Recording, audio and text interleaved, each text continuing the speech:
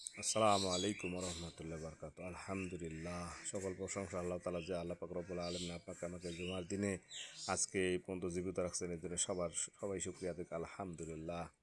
জুমার দিনের অনেক ফজিলত। জুমার দিন অনেকেই কী করেন, নামাজে যে ফরজ নামাজ পড়ে চলে আসেন। আরে ভাই, সুন্নত নামাজ যে পড়েন না, সুন্নত নামাজ না পড়ার কারণে আল্লাহ রাসূলকে অমানা হয়।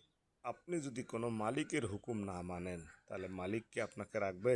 কর্মচারী হিসেবে রাখবে? গার্মেন্টস ওয়েটারে রাখবে না, বের করে দিবে।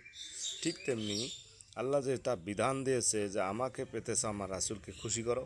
আমার রাসূলকে কিভাবে খুশি করবে? তোমরা জুম্মার নামাজের আগেই সুন্নত পড়বা এবং জুম্মার নামাজের পরে সুন্নত পড়বা।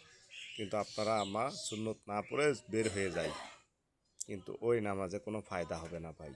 প্লিজ ভাই, দয়া করে সুন্নত নামাজ ছেড়ে দেবেন না ইনশাআল্লাহ।